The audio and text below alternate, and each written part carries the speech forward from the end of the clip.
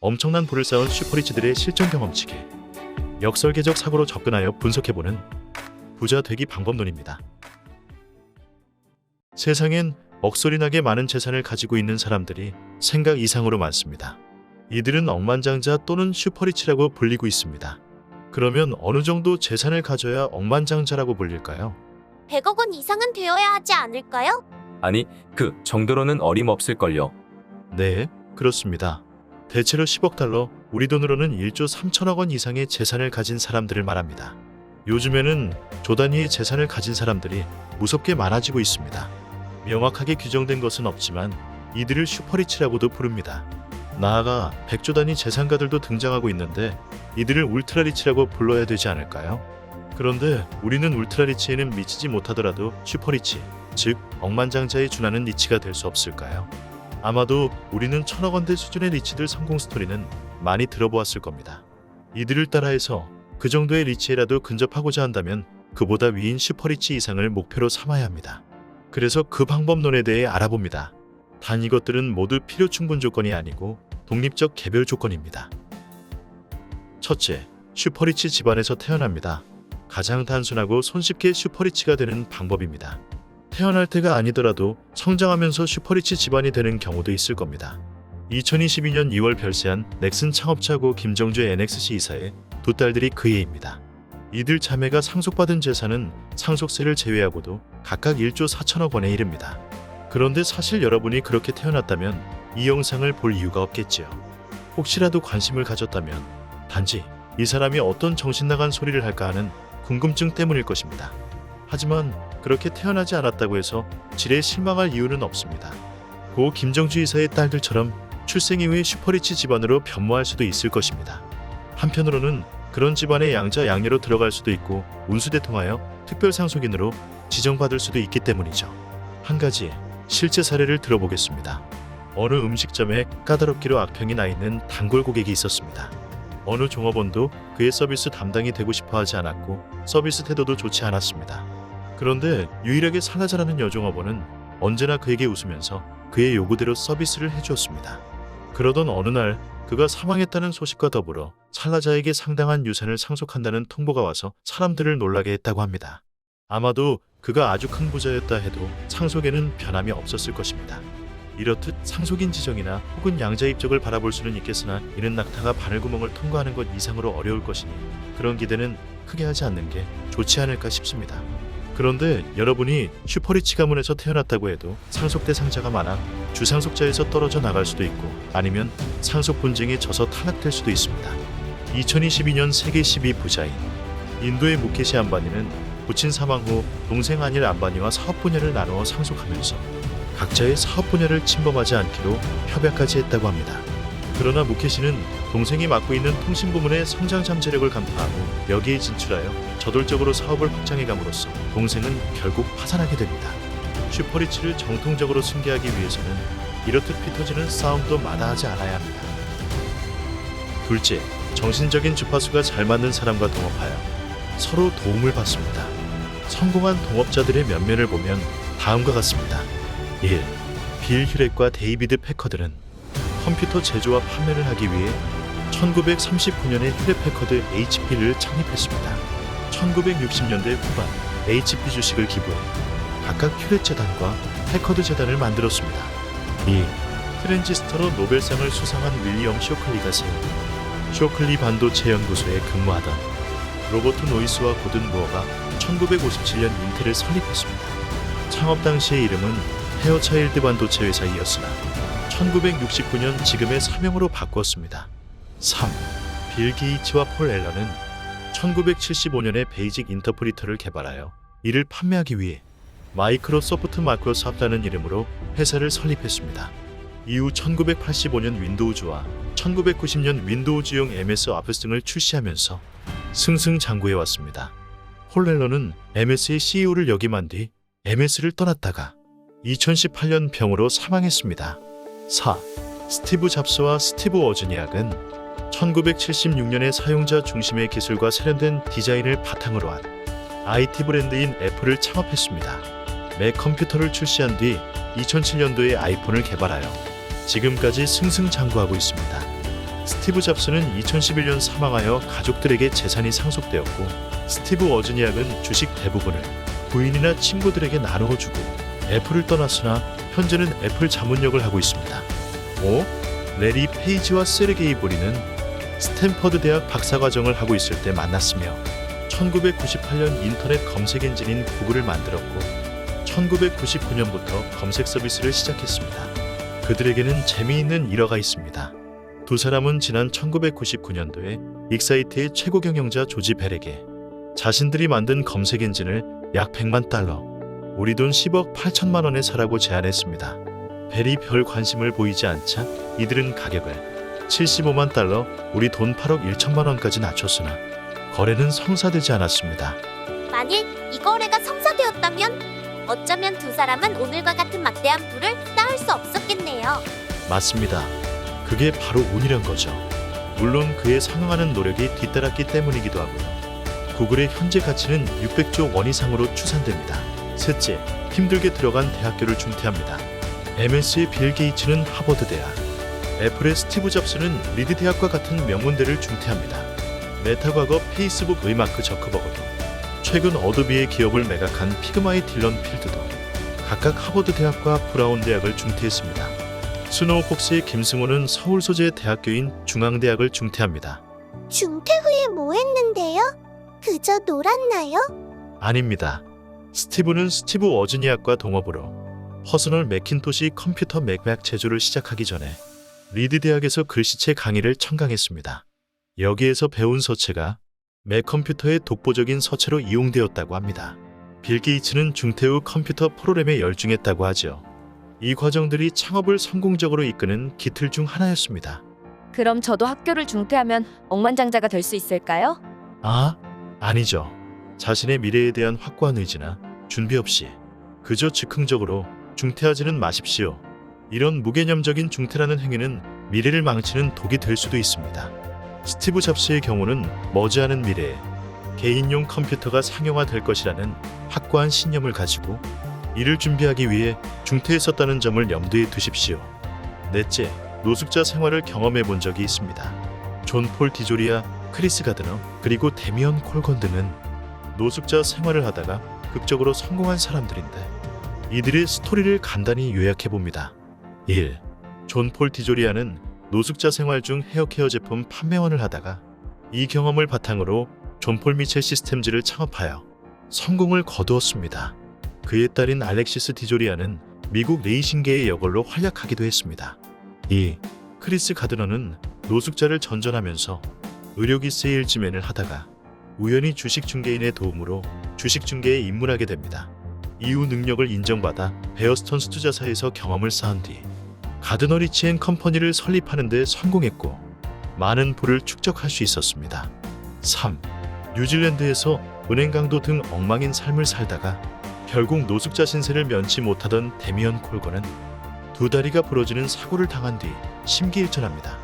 그 뒤 건축물을 수리하는 일을 하다가 결국 전문 건설사를 설립하여 운영하면서 다른 사람에 비해 크지는 않지만 나름대로 부를 축적하는 데 성공합니다. 에이, 노숙자 생활을 경험한다고 해서 모두 부자가 되겠어요? 네? 당연히 아니죠. 거기서 벗어나기 위한 처절한 몸부림과 충만한 의지가 전제되어야 합니다. 노숙자 생활을 경험한다는 것은 어떤 의미일까요? 여러분이 부자로 태어나지 않았다면 뭔가를 이루기 위해서는 땅에 떨어져 봐야 한다는 겁니다. 땅에 떨어지는 고통을 감내하지 않으면 뭔가가 이루어질 기회가 전혀 주어지지 않습니다. 다만 이게 성공을 위한 필요 충분 조건이 아님은 이해하셔야겠지요. 그런데 여러분이 정말 기상천외한 운을 가지고 태어났다면 비록 슈퍼리치 가문에서가 아니더라도 그 기운이 여러분을 보호할 것이므로 아무런 장애 없이 승승장구할 수는 있을 것입니다.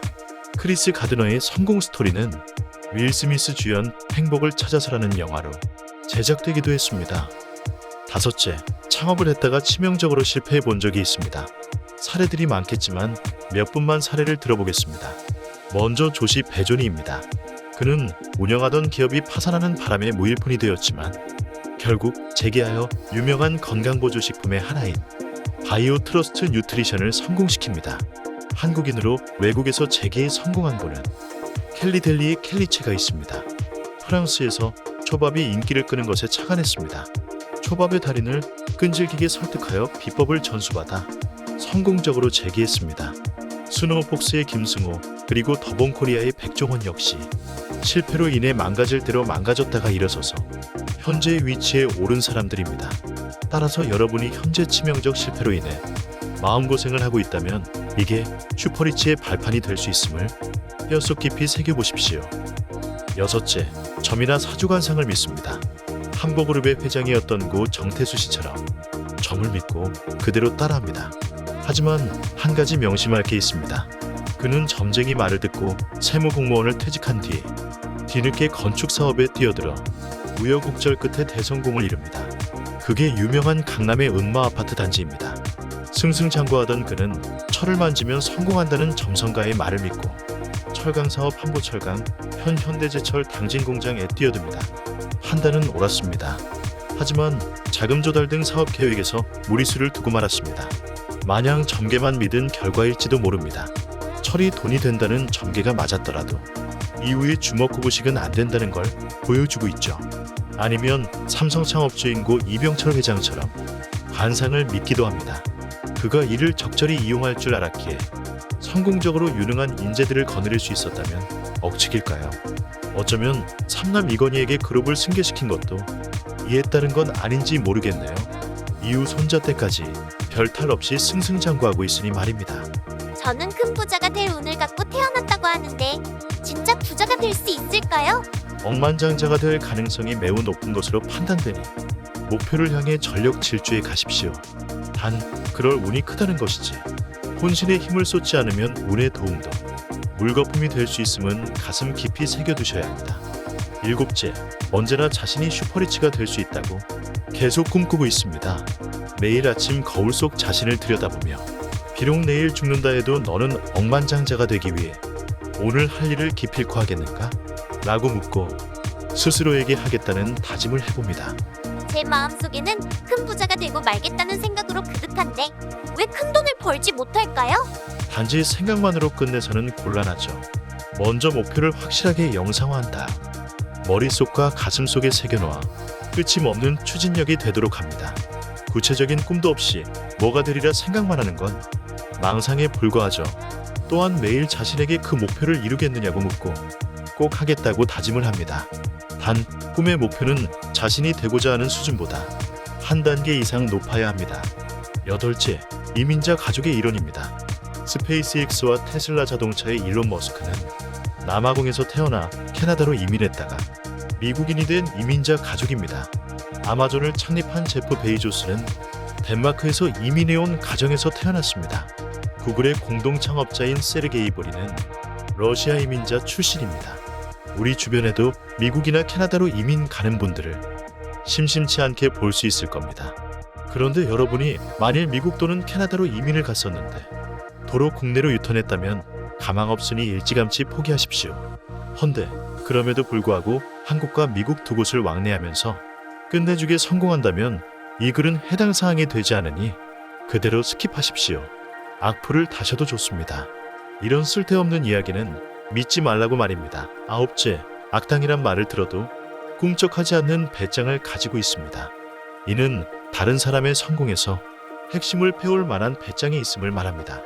또는 다른 사람의 힘을 대놓고 지렛대로 사용할 뻔뻔함이 있다는 것을 뜻하기도 합니다. 이래야만 경쟁자는 인정사정 보지 않고 가차없이 제거할 마음의 준비가 있게 됩니다. 여기에서 한 가지 명심할 게 있습니다. 개인 간의 싸움에서 매우 중요한 게 있습니다. 바로 싸울 때 아무리 힘에서 밀린다고 해도 무조건 관자놀이, 인중, 턱, 그리고 명치 등 급소만 노리고 집중적으로 이곳만 타격하면 상대방을 충분히 무력화시킬 수 있으며 승산이 있다는 점이죠. 이처럼 산업계에서도 상대방과의 경쟁에서 승리하여 가차없이 도태시키려면 상대방의 급소가 뭔지 알고 인정사정 없이 이 급소를 집중 공략하는 게 필요한 겁니다.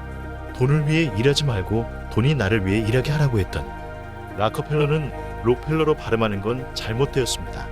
경쟁자를 사정없이 제거했습니다. 락커펠러 이후 산업계 지배자로 등장한 마이크로소프트의 빌 게이츠도 락커펠러처럼 탐욕스러울 정도로 경쟁자들을 제거해 나갔는데 그는 그렇게 번 돈을 자선 사업에 쓰고 있음을 눈여겨봐야 할 대목입니다. 일부 사람들은 빌 게이츠를 디지털 시대의 락커펠러라고 부르기도 한다는데 어쩌면 타당한 표현이라고 하겠네요. 극단적으로 보일 수도 있겠지만 자본주의 경제구조 하에서는 다른 사람들의 부를 탈취하지 않으면 거꾸로 탈취당할 것이고 그러면 부자가 될 가능성은 아마도 0%에 가까워지게 될 것입니다. 이렇듯 부자가 더 큰 부자가 되는 유일한 방법은 타인과의 경쟁에서 이겨 살아남는 수밖에 없습니다. 때문에 락커펠러와 빌 게이츠의 행동거지를 잘 읽고 따라야 할 것입니다. 열째, 강처럼 휘어져 갈 줄 압니다. 직선으로 나아가야 할 때와 확실하게 돌아가야 할 때를 알고 만일 돌아가야 한다면 그렇게 하겠다고 다짐하고 절대로 어정쩡하게 행동하지 않습니다. 또한 절대로 도무지 뭔 생각으로 그러는가라는 의문을 남기는 법이 없도록 합니다. 자기와 다른 사람, 자기 생각과 맞지 않는 사람들을 포용하고 이해하여야 합니다. 때에 따라서는 그런 사람들보다 자기가 우월하다고 여기지도 않아야 합니다. 그런 생각은 편견에 불과하고 자신이 옳다고 주장했던 것 중 옳은 것이 거의 없을 수도 있다는 사실을 매우 깊이 깨닫고 있어야 합니다. 강줄기가 큰 산을 만나면 굽이쳐 돌아가듯 말입니다. 지금까지 제시한 부자가 되기 위한 조건 10가지는 엄청난 부를 쌓은 슈퍼리치들의 실전 경험칙에 역설계적 사고로 접근하여 분석해보는 부자 되기 방법론입니다. 여러분이 상기한 것 중에 한 가지라도 해당된다면 충분히 가능성이 있다고 감히 확신합니다. 다만 각각은 개별적 독립변수이지만 자신의 상황에 적합한 것들을 결합시킬 경우 아주 큰 시너지 효과를 얻을 수 있다는 점은 참고하십시오. 그런데 만일 여러분에게 부자가 될 기회의 시간이 없다면 다음 세대를 위해 카네기의 이 말을 기억하십시오. 아이들에게 해줄 수 있는 최고의 부자 되게 하는 방법은 아이들을 가난해서 태어나게 하는 것이다. 이를 바꿔 해석하면 실제 가난 속에 멍들게 하는 게 아니고 가난한 마음을 갖지 않도록 한다는 것입니다. 마음이 가난하면 지갑 속도 가난하게 되고 자신감도 사라져 슈퍼리치는 말할 것도 없고 하다못해 달러화로 백만장자 근처조차 가지 못하기 때문입니다. 끝까지 시청해주셔서 감사합니다. 보다 나은 영상으로 다시 찾아뵙겠습니다.